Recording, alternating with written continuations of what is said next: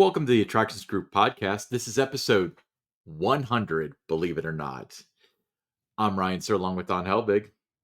Don, how you doing? Doing great, Ryan. How about you? I'm doing pretty well. It's going to be a really good episode. But before we get into that, you visited some more parks as part of the Summer of Dawn. Tell us about that. I did busy week last week. Visited Six Flags Great America, Gurnee, Illinois, just on the outskirts of Chicago. Had a terrific day there. Got a chance to kind of ride some of my old favorites again, and they've added a lot of new hardware since I'd last been there, so it had been a minute. But just a great time there. And then toward the end of the week, went to Six Flags Great Escape in Queensbury, New York. That was for about a year my home park when I lived in Albany, New York. It was nice to see the changes that the park had made since I'd last been there. Signage looked great. Water park, looked nice. The Comet, one of my favorite roller coasters, got a chance to ride that again, and the new Bobcat roller coaster done by our friends from the Gravity Group. That ride was fantastic. And then from there it was traveled back into Pennsylvania, and I hit Waldameer. What an adorable park! Absolutely loved it. A lot of charm to it. In a lot of ways, it reminded me of Cincinnati's old Coney Island. Not in the terms of how it looked and everything, but just kind of how it felt. Uh, you had the traditional amusement park kind of fare. The cotton candy, the hot dogs, the pizza, those kind of things.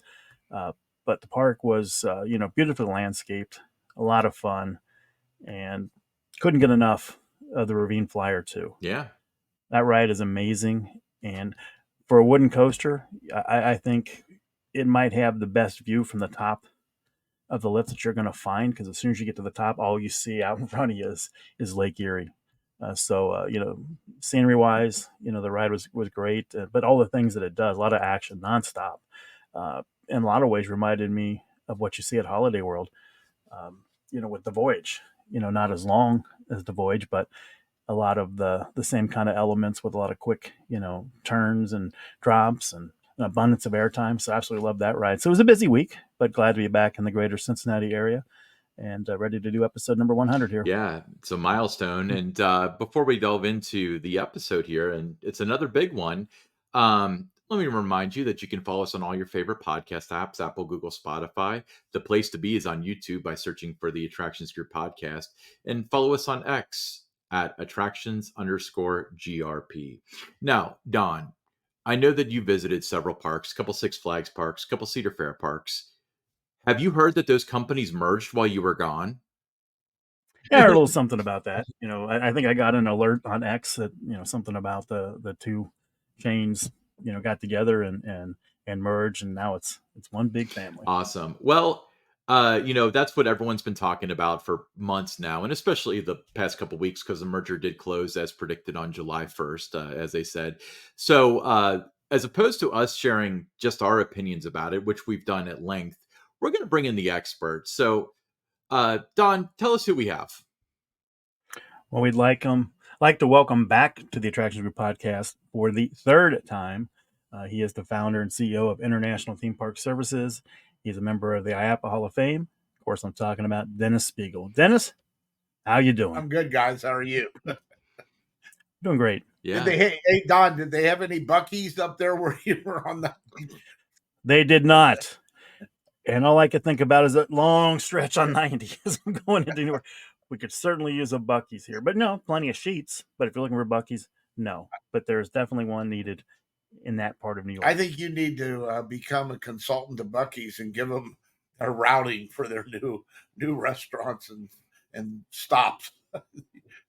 Well, yeah, I mean, it'd be a great opportunity for them to be in that part of the country. And I think ultimately, they will be. They're making their way around. They'll be everywhere. Yeah. I worry about that, though. We're already off on a tangent. We have a very important episode with a very important guest, and here we are talking about Buc-ee's like normal.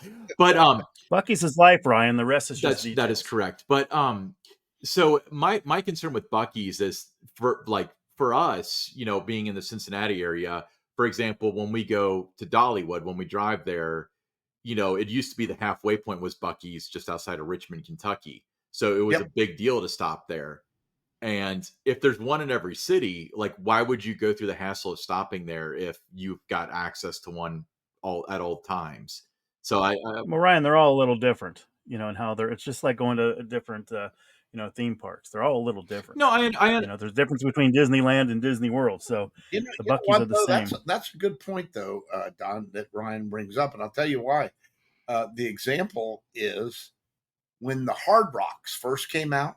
Mhm. You had New York, you had London, you had the big cities, and I know when my family was young, and whenever we were traveling, or I was overseas, we'd always go to the Hard Rock and stand in line outside to buy the pin and go and eat the. But when it became like you said in every city, it kind of fell by the wayside after a while. So, but there's a lot of places for a Bucky's to be There is. located, and Okay. Don will pinpoint them all. We know that. Just make sure they're not too geographically close. Uh so I guess we're talking about a merger here, and we're not talking about the merging between the Bucky's Corporation and everything that Don has to talk about. We're talking about Six Flags Yep. and what was formerly known as Cedar Fair, now together under the Six Flags name. So, Dennis, let's dive right into that. So, why don't you, from your perspective, why don't you provide some of the context of the significance of the merger when it comes to like this day and age in history for the theme park industry? It seems like this is definitely something notable on the timelines. Yeah, and let me say at the outset, when this happened, it didn't really come as a surprise. Uh, for about 10 years, I've been asked by the media, who's going to buy who, what's the next big merge, and I always pointed out there were probably three players that we were looking at. It would be SeaWorld buying Cedar Fair, SeaWorld buying Six Flags, Cedar buying Six Flags. And I always said, but the one that makes the most sense is Six and Cedar merging and coming together. So when that came together, that announcement, it really didn't surprise me uh, much at all. And the importance of it is that it now creates the largest merger in our industry globally. So it's a huge undertaking, and a lot of work has to be done. It's really, now that it's closed, in my opinion, the hard work really gets started. So Dennis, as the two companies, Six Flags and Cedar Fair, they start talking about a merger. They get to the point to where they agree in what they're going to do here. What do you think were some of the strategic objectives for both Six Flags and Cedar Fair in this merger? Well, I think there are a lot of them. I mean, it crosses a lot of lanes, from IP to pricing to season passes to uh, just generally the layout of the theme park industry in the United States. We have a map here that we've worked with for years at ITPS, and we've laid out every theme park in the United States. And when we do a feasibility study for a client, we break it out in concentric circles of population: 50 miles, 100 miles, 150, 200, and then beyond for tourist and tertiary market. And when you take the map and you lay out all the Six Flags parks, all the Cedar Fair parks, the Hershey parks, Hershey Park, all of the theme parks that we the big ones that we're talking about, or will talk about, um, it's amazing how in that inner core there's very little overlap. There's a couple of circles that overlap, maybe out in California, Magic Mountain and Knott's Berry Farm, for example. Maybe over in the East Coast, up in the East, Northeast, you see some overlaps with Great Adventure and some of the other parks. But overall, the parks are very well laid out, very spaced, and one of the one of the major, uh, I think, outcomes of this merger is it gives this new company a much better weather window for operations than they've ever had in the past, because now they cover the northeast, west, and south of the U.S. So if it's we're having the heat that we're seeing out in Vegas and over in the Southwest, Phoenix, and some of those places, we're not seeing that up in the Northeast. What are we seeing now? We're seeing here in Cincinnati, we're seeing the remnants of Beryl go through today and create some for us. So, but that's not affecting the West Coast. So, I see that as one huge factor, Ryan.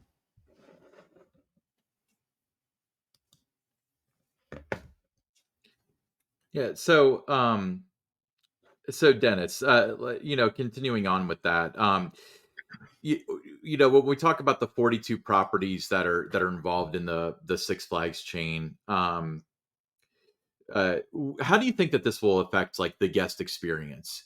Because we have Six Flags, which they had their own way of doing stuff, and then you had Cedar Fair, which had their own way of doing stuff. Um, how do you think that somebody entering the gates of, say, Six Flags Fiesta Texas and or Cedar Point, how's this going to affect them, especially a few years down the line? Well, first of all, that's the point. It isn't going to happen immediately.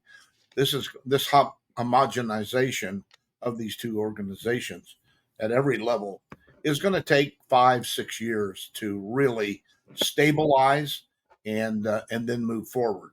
There's a lot of figuring out that they have to do. From the guest standpoint, I don't think the guest, quite frankly, is going to feel it. It's going to be behind the scenes in marketing and areas like that come first.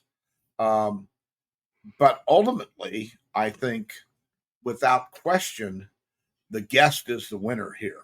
I think it's a win-win for both the new organization, but certainly for the guests, because I think it's going to bring a lot of benefits to them in pricing, product, uh, and just general visitation and broadening their experience from IP to the newest, tallest, longest, fastest, whatever it might be. Yeah, Dennis, so what operational changes do you foresee happening as a result of this merger, both in the short term and the long term?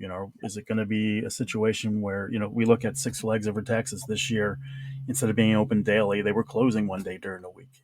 Do you see more things like that happening, or do you see parks trying to go a little bit more with like year-round calendars? What do you think is going to happen here down the road? Well, I'm going to be brutally frank here. As I've said to the media and I've said to the investment banking community, Cedar Fair is clearly the wind beneath the wings of this merger. In my opinion, it really was not a merger of equals, because Six Flags has been a ship at sea without a captain for at least 8 years. We've had different chairmen come through, different entertainment companies own them, different directions. We've had action, no action. For example, when Jim Reed Anderson left, um, and Mike Spanos came in from the packaged good industry, Pepsi Cola or whoever he was with. He came in right at the on the doorstep. Excuse me, guys, of COVID. He was there almost 2 years to the week, and he got absolutely nothing done, no traction whatsoever with the company. And then they handed it off to the current chairman, or the former chairman, Salim Basul, who really had no idea what he was doing with that company. It's amazing to me the mistakes that were made during the last 2.5 years. I mean, that company has been, Six Flags was set back 8 years. Conversely, you've had a nose to the grindstone company like Cedar Fair, who has one single purpose, to operate parks. They don't have movies. They don't have some of the other baggage that operators have in the industry, and they've done, I think, a very good job of just moving forward and keeping their train on the track the way it should be. So, operationally, to answer your question, Don, There's no question, guys. Cedar Fair is the driver. They're in the driver's seat, and they should be in the driver's seat. And they're going to be put upon uh, and called upon because of the changes that Six Flags has gone through the last few years, the negative changes, frankly, pricing, product, etc., marketing, season pass mix-ups, to bring their know-how and expertise to the job. And quite frankly, I know, Don, you know Richard Zimmerman as well as I do. Richard understands both the operating side of the ledger and the finance side of the ledger. He gets the P&L and the balance sheet, as well as having sat in the general manager's chair, understanding product and marketing of parks. So he and Tim Fisher and that team that we've seen outlined in the filings with the SEC. Incidentally, there was only one Six Flag person on that list uh, who comes in at the transitional side. So it's very clear they're running the show. They will be running it, and they're going to bring their knowledge, experience, and expertise to the project. Now, I'll make one more comment and stop. This deal has happened very quickly. When you think that you've merged these two companies, bringing 42 parks together in less than a year, I've done quite a few mergers in the industry, and much smaller than this, 3 or 4 or 5 parks, and it's taken a year to a year and a half to get things closed and figure out the lay of the land. So I think there's a lot of examination that's going to go on from the standpoint of uh, the dogs sniffing the dogs, if you will, and figuring each other out. But at the end of the day, that 52% that Cedar Fair holds runs the show. And quite frankly, in today's age, it should. There were two iconic companies in our industry when I came into it. One was Disney, and the other was Six Flags. Uh, Six Flags went through a history of issues, as we know, which brought them to this situation today. So Cedar is the wind beneath the wings. That's that's why we come to you with these questions, Dennis. I gotta say. Okay, so here's a question, and I'm going to caveat it a little bit because we've been given this answer a lot to this question, but let me expand on it. So when it comes to park identities, I know that everyone's been assured like your park is going to stay your park. They're not going to slap the Six Flags name onto Kings Island or Cedar Point or whatever. Okay, cool. But here's the problem that I feel like they may run into, and I would love to have your perspective on it. So right now, if you buy a Six Flags pass, that's good for all the parks, whatever tier that they have. Their system is so convoluted now that it's hard for me to just pinpoint one. But it's easy to say this will get you into all the Six Flags parks. On the other hand, you've got the Cedar Fair parks where they're not branded in that way in terms of, Kings Island, Carowin, stuff like that. From the outside looking in, you would never know that they're related, but you do get a list of the park names. Do you think that it's sustainable, say, over the next 5-10 years, where if you've got a season pass that's good for 41 properties, where it's like anything that's called Six Flags plus these other dozen or so properties, like, do you think that in the long term is going to work out, or do you think ultimately they're going to have a brand that everybody unites under? Both. In the short term, ultimately you're going to have a brand that everybody unites under, and it should be, and it will be the Six Flags name probably. And again, coming back to my last comment about two companies, Disney and Six Flags. Disney was the destination icon. Six Flags was the regional icon, and they will. When I remember when Disney bought Marvel, and I got calls from the media, and I got calls from the investment community questioning why they would do that. They can't use Marvel; they're at Universal, and I said, "Look, this plan has been on the table and been discussed for a couple of years. They didn't buy Marvel to put them in the closet and up on the shelf. They bought them to use them." And I said they'll use them overseas first, and then as time goes on, there will be machinations that occur in the agreements that allow them to use them in the United States. That's exactly what happened. I think the partial answer to your question, Ryan, is that it doesn't make sense to go in and hang Six Flags on all of the parks at this point in time.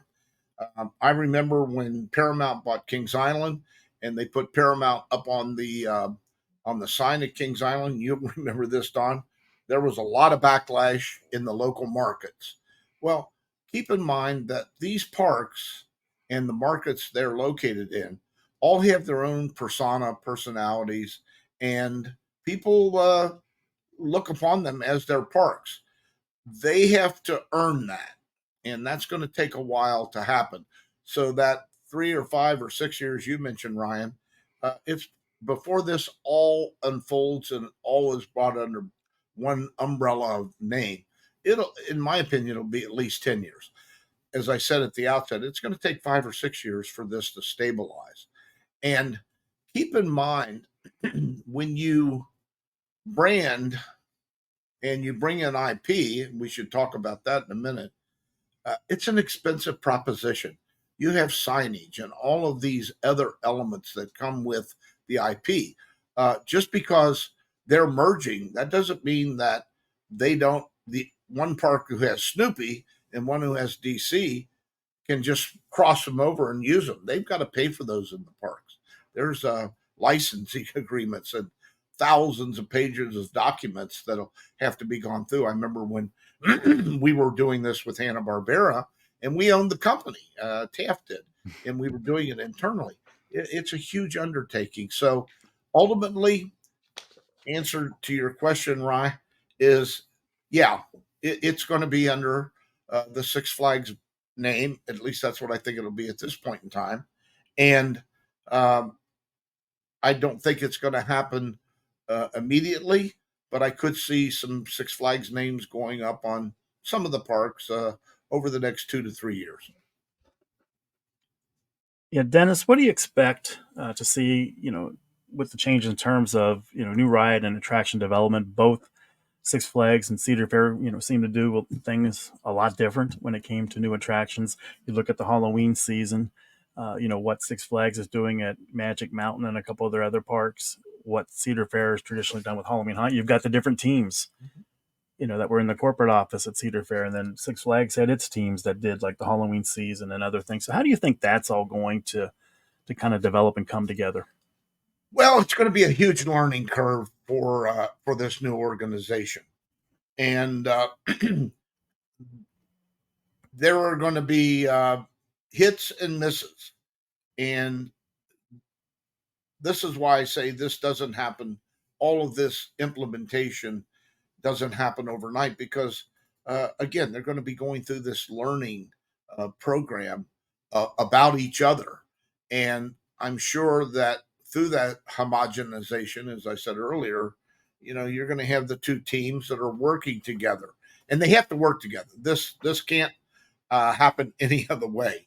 So that's why I say it's clearly under the Cedar Fair domain, and they're going to be making the calls, but they're going to be listening to uh, the parks, the Six Flags parks, and the Six Flags parks are going to be observing and watching the Cedar Fair parks. Remember, they're gonna show everybody now everything they've got, and that hasn't been the case in 50 years. So it's going to be a real learning process, but it's going to be a growing process, and that's what has to happen for this program to be successful, and then start rooting itself in the different elements: product, pricing, marketing, naming, soft side cups and spoons and saucers, and buying roller coasters in large numbers now and getting value from that. So a lot of things are going to be going on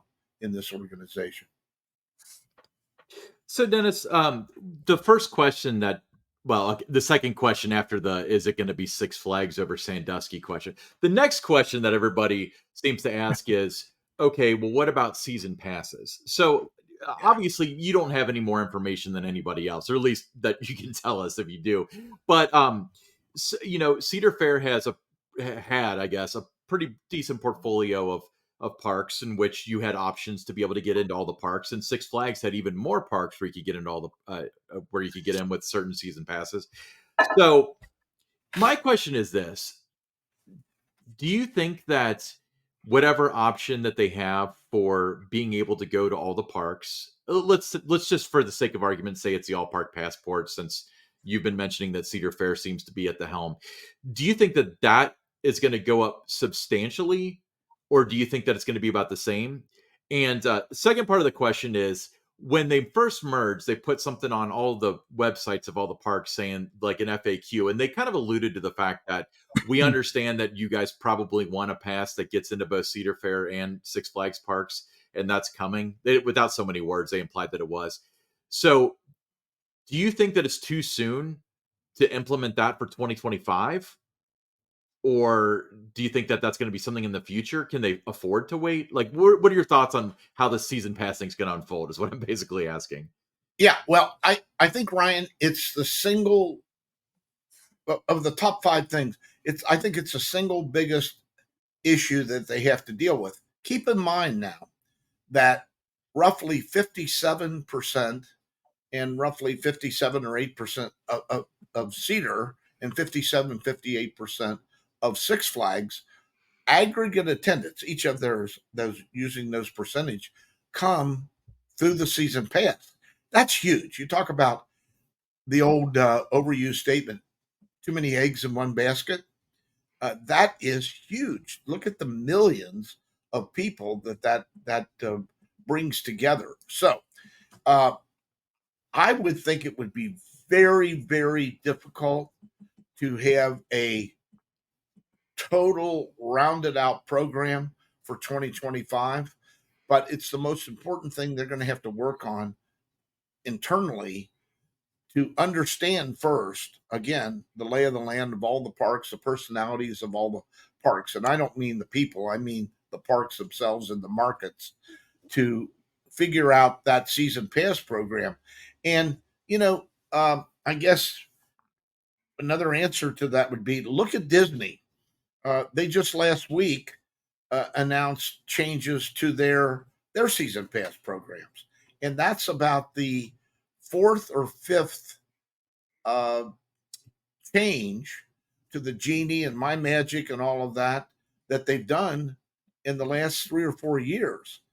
So they've been having season passes for decades, and they still don't have it where they want it. They're still working on that because they know how important it is to their success and how important it is to the guests. I mean, we saw the guests at Six Flags when they changed their season pass program. They took away the dining and the financing and everything. There was a rebellion, and that's why they lost a lot of that attendance. That 6 million attendance in that very short period of time. Basically, two theme parks, Georgia and St. Louis, if you will.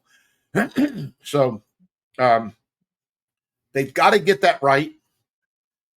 There will be tiering, Ryan. I'll use the airlines as the example. You got your silver, your gold, your platinum, your diamond, and I'll say moon rock. Okay. There's going to be a moon rock. And we know from reading the blogs and the history of how people support it, who buy the season passes, that there will be a tremendous amount of crossover from within parks. Now, up to this point in time, let's pick Worlds of Fun in Kansas City and Six Flags St. Louis. The people who live in Kansas City, when they wanted to go to a theme park, they didn't get up in the morning and say, hey, let's drive to St. Louis to get the same Big Mac and French fries that they could get at Worlds of Fun, have it over in St. Louis. They maybe did that every few years or 5 or 6 years, but now there will be reason, because it's that pass is going to allow them to do that. So Carowinds to Atlanta, up in the Northeast, some of those parks you were mentioning, Great Escape, Great Adventure, uh, some of the Dorney Park, some of those that are in that area, they could they will cross over, and we know there's a certain amount of people who come to the parks, the the groupies, whatever you want to call them, the parkies, they will use this program and they will buy that. And I've been told that already by a lot of people. So, but again, it's a very complex program, and this is the one they got to get right up front. It's going to take adjustment, but they got to get it right. Yeah, Dennis, I agree with you there because I remember when Cedar Fair purchased the Paramount Parks. Paramount Parks had a very successful season pass program. Cedar Fair Parks did not, and they tried to bring the Cedar Fairway into it, and it got off to a really rough start. And I almost had to like typically relaunch the season pass program going into like 2008 because I remember 2007 was kind of a rough year there with that. Yeah, yeah. So, But Dennis, whenever there's a merger with any of the businesses in the world, I mean, anytime there's a merger, there's always some kind of potential impact on the workforce. So, what do you see the potential impact might be on these parks with the workforce? Ranging from the frontline employees to the corporate staff.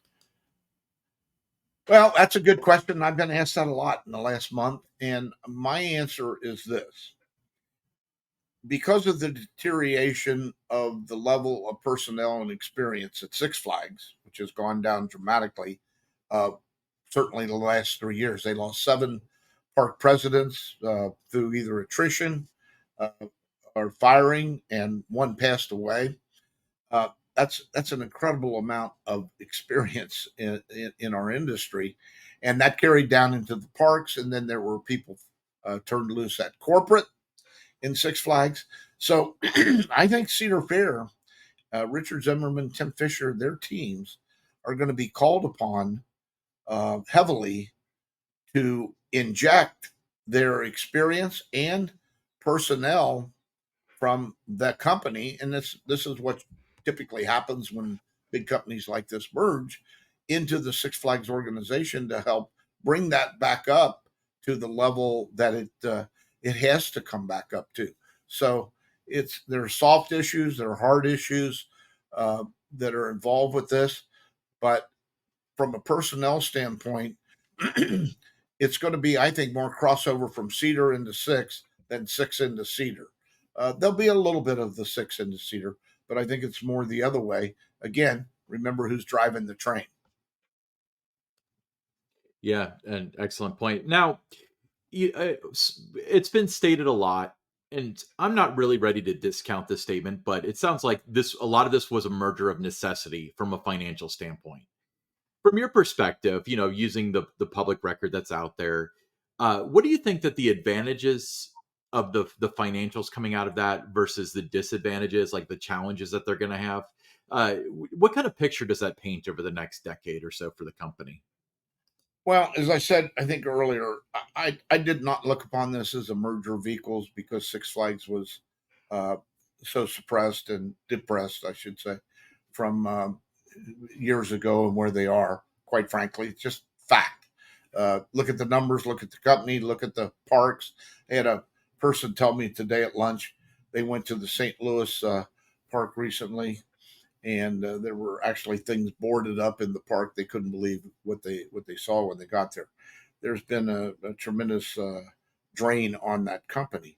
So, from the standpoint of how did you ask that, Ryan? I, I, I want to get So, that point. okay, so maybe I should clarify a little bit more. So, there's a lot of debt involved, from both companies, from COVID, Yeah. from the Paramount acquisition, and Six Flags, their shopping problem that they had for the past 30 years. So, the merger obviously is going to have some synergies, which will save them money and stuff. But now we got the combined debt as well. So, Yep. how do you think that the financial situation is going to shake out, like in the long term, as far as the cost savings versus the larger debt? And with the larger debt, we also have high interest rates right now, and so on. I'm not saying like a whole financial rundown, but like, what's your thoughts on that? Do you think that they have Well, a better shot? yeah, they put forth numbers. They put forth 120 million that's going to be saved in the operating side, 80 million, some of the other 40 million. And I think it's aggressive, honestly. Um, and I say that simply. That's what you say when you're merging and let the markets figure that out in the investment banks. But um, we're in a different world in 24 than we were in 2015. It would have been different back then. But a lot of another overly used term that I hear constantly from the banking world, where's the low hanging fruit? Well, the low hanging fruit's been taken, and that started in 2020 when COVID hit us, and we had to not only do um, we always do zero based budgeting, but we had to come up with something we had never done in our industry before, and that's zero based planning. I mean, we literally went back to and tore up all the playbooks and said disinfection, sanitizing, moving people, queue lines, separation, closing, opening, bathrooms, everything from the smallest to the largest changed. And when we did that, we learned a lot, but there was a lot of expense cut that were made because they had to be to get the numbers and save these parks from going through catastrophic events. And so that's gone. And there was a lot of bloodletting, a lot of people gone, both at the corporate, at the park levels, down into the park, the bowels of the park. So labor is our biggest single biggest cost element on our P&L. It always has been. It usually approximates, or it used to, about 50%. Now it's about 64, 65% because of the wages that we've had to increase through the years because of the shortage of personnel and having to pay more. So marketing, there's going to be some savings there. They'll learn something. The uh, interesting part I think that we have to watch is a theme park's like a restaurant smorgasbord. When you go there, whether you eat it all or not, you expect everything to be open. And like a smorgasbord, you want everything out. You make your choice to close this down, open this up, and that's been done through the last few years in parks. Daytime, nighttime, weekend, weekday. That we're going to have to see how this is affected and how changes are made. I don't think we'll see a lot of that. Uh, but you know what it comes down to, in my estimation, the word I kept or keep using is price value. It's going to really be a price value conscious driven program by the parks and the people who come to the park. Excuse me, because we have always been in our industry from day one a market up, market down industry. We discount. You can find a discount to a theme park on the bottom of your shoe. Nobody pays full price. We all know that. So they got to come up with a good balance in the season passes, at the rack rate, in their group sales, in their promotions in the future, and make this a value oriented experience for the guest. And that all comes into that mixing that they're going to have to do after they understand all of the elements that they're dealing with. So, uh, but ultimately, I think the guest wins. I think they really do because they're going to get a better product, a more sophisticated product, and they're going to get a broader product that they can go to. Yeah, Dennis, how does this merger position the new Six Flags against the other, major players in the industry, like Disney and Universal? Don, I don't think this. I've been asked that, and I don't think it uh, affects Disney and Universal. Let's say Orlando, really. Um, that's a destination vacation, and families don't take that every year. That's a every 3, 4, 5 year kind of visit, and I don't think that's going to change. I think what really changes is it allows the people who are the regional theme park goers to say, that's only a day and a half trip now. Let's do it. We can do that. They're not getting on an airplane. They're not flying. They're not paying, $500 per ticket. Uh, so I don't think Disney and Universal and SeaWorld and those attractions are really impacted uh, at all. There might be a little bit of chink in the armor, but not enough to show on their balance sheet. Excuse me. Gosh. Okay, so when it comes to theme parks, I don't need to preach to you. You know this already. That the integration into the community is one of the stepping stones of success in terms of outreach, the charitable stuff. It's one of your ways to make noise. Yep. So now for each and every one of these parks, the parent company has doubled in size, essentially. How do you think that affects the community surrounding the parks themselves? I don't think it changes because, as I said a couple of times during this discussion, Ryan, each park has its own personality. It's part of that community. And I don't think that changes for the worse. Anything that might come in, I think, is better for that community. I don't think it takes away from what they've had and what they've experienced. What I do think is, and I haven't been asked this question a lot, but I've been thinking about it since the last 2 or 3 weeks, is look at the possibility, and this could affect communities too, for national sponsorship. Look at this now. Um, a lot of parks that exist today do sponsorship with local communities. But when you have 42 parks, you have something this size. Look at the potential for this company to generate its sponsorships nationally and internationally. Look at how many people they're going to reach now. And when I say reach, in our marketing business, it's frequency and reach. They'll get them frequently and they can reach them often. They have a long reach. And this is going to open up sponsorship opportunities, particularly in the regional, that we've never ever seen in the industry. Cool. So, Dennis, what do you think is going to be the key factors that's going to determine the success of the merger down the road, like 4 or 5 years from now? Two things, Don. It'll be a lot of things, but two things. It'll be that price value element that I talked about, a good deal for a good price, a good visit for a good price, a good value. That'll be one thing. It'll be the broadening of the experience and some of the companies that are going to come to this company now, bringing sponsorship opportunities and technology. Let's go back to Disney when they opened Disney World. I mean, look at all the sponsorships they had, and what did those sponsors do then? They paid for those pavilions and those attractions, whether it was General Motors or Nestle or whomever it might have been.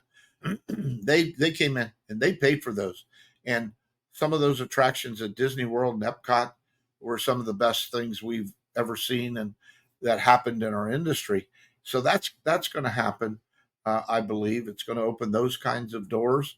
And who's the winner there? I mean, it's the guests when they come and they see this huge plethora, if you will, of entertainment and activities that are being generated because of the size of this new company. It's going to be a lot to manage. I mean, it's going to be huge. As I said 10 times, it's a huge undertaking. Yeah, absolutely. Now, you know, I want to take a slightly deeper dive into one thing.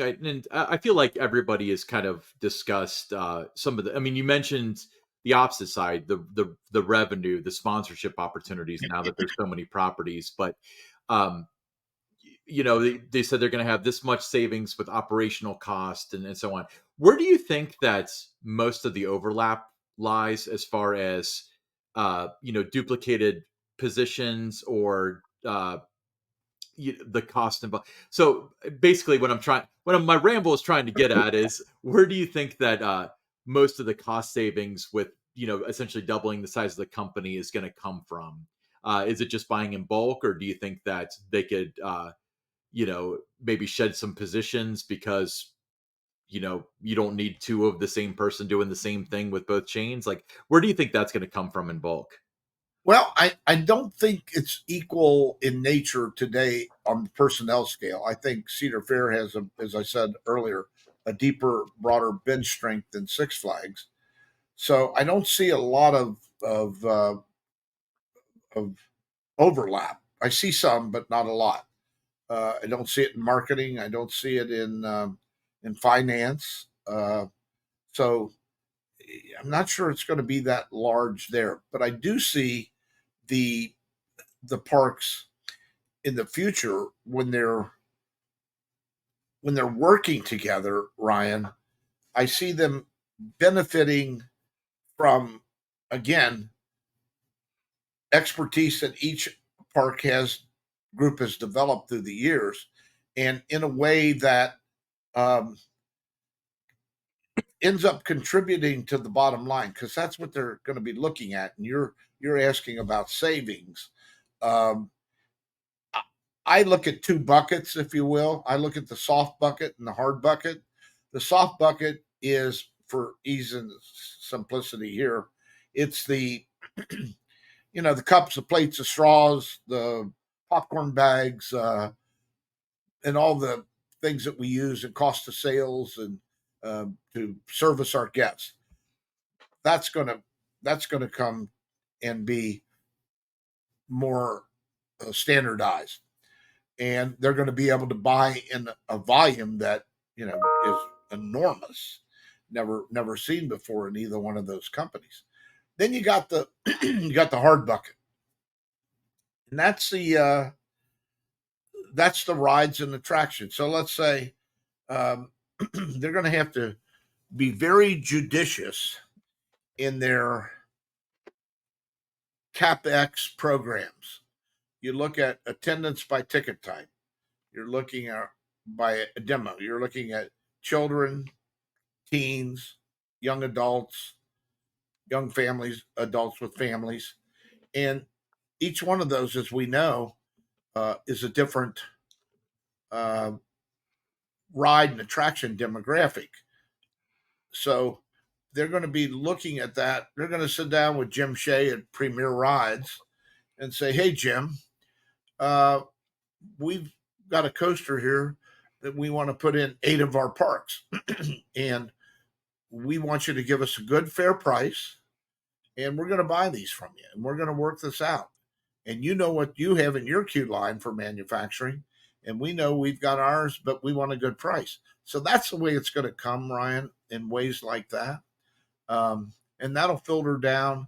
And the more they are come together and understand each other's operations in those markets, the more opportunities they're going to see avail.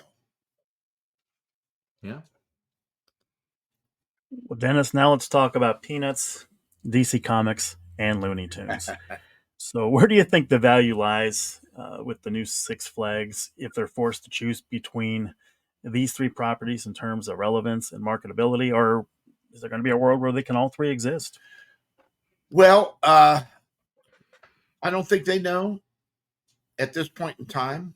And keep in mind what I said earlier, when you're working in the IP world, it's very expensive, from signage and lighting and uh, just general introduction of that IP into a ride or an attraction, theming, whatever it might be. And what's relevant in one park may not be relevant in the next park. I think they'll find that out. Um, we know that Snoopy and the Peanuts characters are have been around for 50 plus years, and they're still popular. DC, Looney Tunes. Um, what's relevant to the markets today is, and I'm asking the question really, not of you guys, but I'm just saying, is Superman and Batman and Wonder Woman and the Green Lantern and the Joker, are they as important today as they were when Bob Pittman brought them in to Six Flags back in the 90s. Uh, Maybe not. They may not be as popular. It's kind of like Don, what we started out with at Kings Island, Hanna-Barbera. At that time, Hanna-Barbera was the number two uh, generator of cartoons in the United States behind Disney, big, big popular stuff. And today, if you ask kids and about who Hanna Barbera is, uh, or 5 years ago, they wouldn't probably even know. Now it's starting to come back, and Scooby Doo and the Jetsons and Flintstones. We're starting to see them come through Cartoon Network and other things. So it's going to be a give and take kind of situation that they have to figure out. And keep in mind, this just isn't boom. They just because they bought one, they merged. That doesn't mean you get the rights to those parks. You still have to pay, and there's going to be a ticket for each one of those IPs wherever they're used. So they got to figure out what makes sense and what doesn't. Well, I want to go on the record saying that I would buy a ticket to see Charlie Brown fight Batman. I'm just trying to put a worm in whoever's ears listening. But um, so one of the topics that kind of resurfaced as a result of the merger news is the future of California's Great America. So for those who don't know, the company that was known as Cedar Fair sold the land underneath the park that they had purchased from the city of Santa Clara, and they announced that they're going to operate it for a few more years, and then they plan to close the park. And they're currently leasing the land. How do you think that the merger, if at all, affects the future of California's Great America? I don't think it does because I think that's already been on a path, Ryan. That land is more valuable as a for development of the in the what do they call it, the icon, what's the valley, the what's it? Silicon Valley?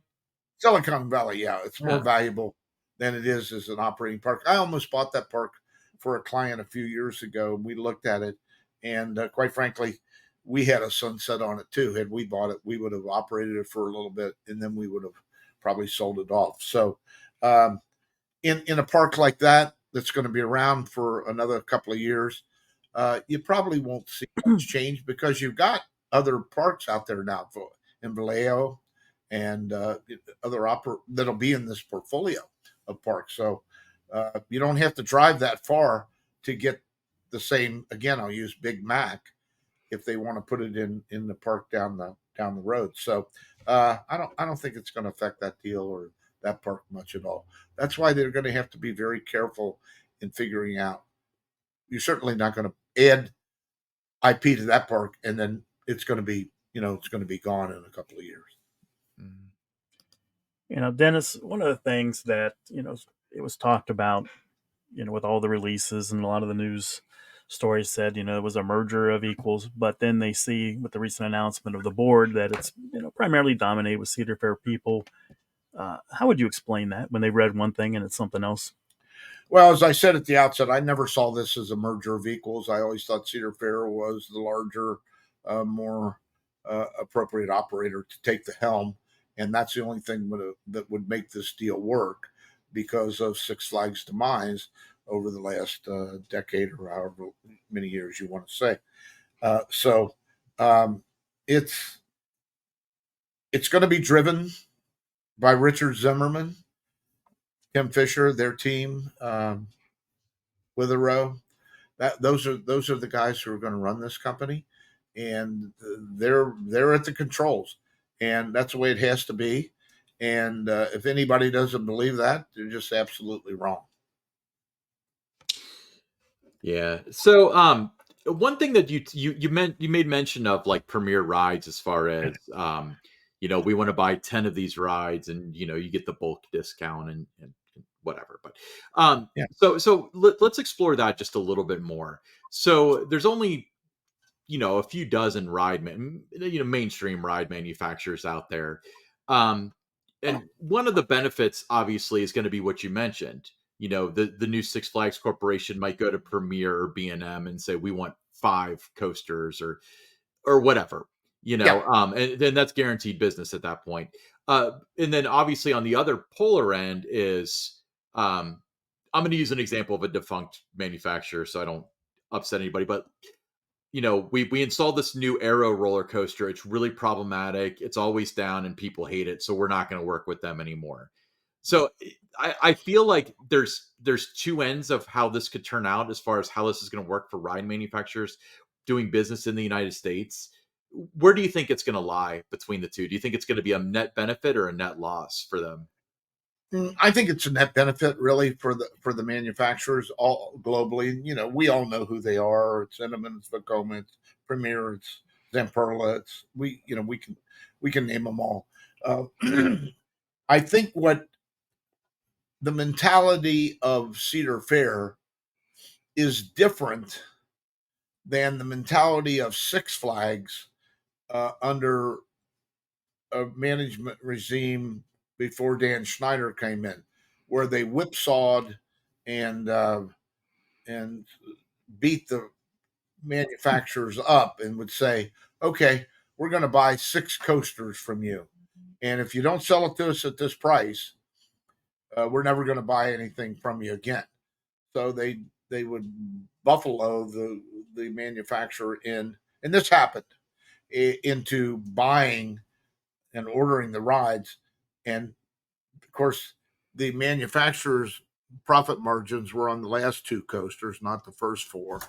And then a year into that deal or two, this management team would say, "We're canceling those last 2." They put out of business 3 or 4 manufacturers when they did that. And I know just from discussions that I've had that Cedar Fair is well aware of that, and they're not going to do that. The manufacturers and suppliers are their life's blood. They need them, they want them, and they want to work with them. And I think that's going to be an added bonus to this whole merge deal for our industry. It's gonna bring the manufacturers, I believe, and the operators closer together.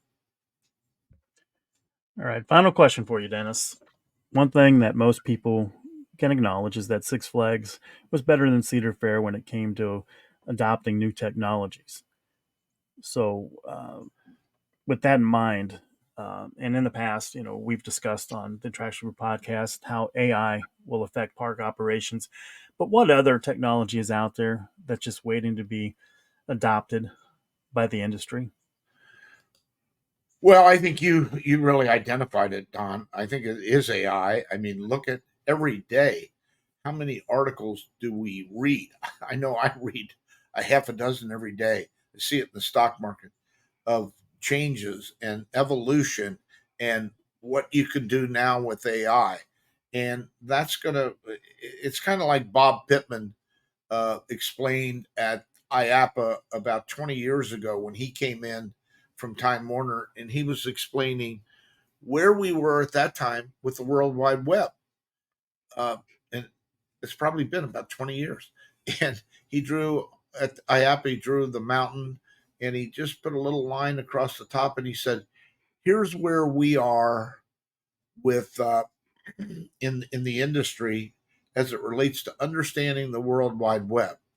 He said, "We're not even at the point where we were when Edison brought us electricity. Look at all the things that happened after that: vacuum cleaners, refrigeration, washing machines, light bulb. It goes on and on." He went on and on and on and on, and you thought, "My God, he's right." Well, 20 years later, he was right. It was exactly what he is, and I think that's where we are with AI. I mean, I don't think anybody really understands it except the geniuses who are sitting in their offices working on it, how it's going to impact us. But I think that's going to have the biggest impact on our industry that anything we've ever seen comes along. And it's going to be on the hardware side, it's going to be on the software side, it's going to be in the marketing, it's going to be in the visuals and the entertainment, the storytelling, everything we do, AI is going to be involved with. Yeah, I know that Don said that was the last question, but I've got to follow up That's all here. right. So I'm good. Of course you do. I'm good. no, but it's and you mentioned this is kind of like me asking you to like just be creative. With your vast experience within the industry, you probably thought of something. But obviously, one of the things that I think we discussed with you was that, things like demand labor and stuff like that, as far as how many people you need staffing rides and so on. So that's Yep. kind of like an obvious, like, foray for AI. And you mentioned that they're already doing that, and they have been for a while. But as far as like theme park experiences, you mentioned like entertainment and stuff like that. What's something that kind of comes to mind that a guest would see that involves AI, from like the entertainment or rides or anything like that? That's uniquely something that you would find in a theme park. Like, what do you think AI does to fit into that, as far as like an experience is concerned? Well, I think, Ryan, this thing, who could have predicted what this thing was going to do? We have this. We can, you know, do just about anything, contact anybody, find out anything we want instantaneously. And I think AI, through this and other apparatus that comes up, it's going to allow the guests to start their visit and planning before they even get to the park. Then when they get to the park, they're going to use something like this that takes them through the park. Then when you're in the park, you're going to have the AI experience explaining you the stories and all of take us to a level of technology and depth for storytelling and experience that we've never seen. And I don't have the answers, but I know it's going to be broad and it's going to be deep, and we can already see what's happening. The other day, my wife has a chain of consignment stores, and I was showing her something on AI, and I said, Donna Spiegel starts Snooty Fox, and she is one of the leaders in the United States, and she and it wrote a story in 4 seconds. You've seen Mhm. this; you guys have done Yeah. it, and it was amazing. I mean, uh, I had to do a little editing, but it was amazing what it did, and you know, I certainly don't understand how that happened that quickly, but that's the kind of stuff we're going to see and the things we're going to experience. I mean, it's going to be right in our face. It's going to be there with us all the time. Yeah. I mean, maybe when it comes to like the IPs and stuff like that, maybe if you're a certain age group, you'll be exposed to Looney Tunes, and if you're a different age group, you'll be exposed to DC. I mean, you're right. The possibilities are endless. Yeah. They're limited only by our imagination and probably a budget. Yeah. And I think AI will be our imagination to take us to those levels, actually. So, Yeah, I'm tired of being imaginative, so I'm kind of excited for AI. would you like a second opinion? No, I'll just here. Let me ask Chat GPT. Yeah. Awesome. Cool. Well, hey, really appreciate you being a three-peater on the show. Maybe you can be the first. We've had three people do three before, but we've never had a four-timer. So we got to wait Okay. for. Let's think of another topic right now. What do we? Well, we still have to have you on Tower Topics, because I've heard that you know a few things about Kings Island, as does Don. I don't. I've never been there. But uh, but yeah, we'll just have to sit back and check the ITPS news and find like a big industry story to have an excuse to have you on sooner than later, so you can be the fourth one. But before we go, um, why don't you go ahead and plug your newsletter, and maybe for those of you that didn't catch it, for the previous times you were on or aren't involved Yeah. in the industry very much, just talk a little bit about ITPS and what you do. Yeah, sure. Well, ITPS is 41 years old. We've worked on over 500 projects in 55 countries, really from A to Z, from feasibility study all the way to design, pre opening operations, management, training. We have a list of, I call the pilot's checklist, that clients come to us on, and we can show them and say, and they go, we need that, we don't need this. And that's fine with us. We'll work with them in any manner and form that we want. And we do publish what I consider the best daily publication in the industry. It's the ITPS Daily News, Mhm. as we say in there, all the fun that's fit the print.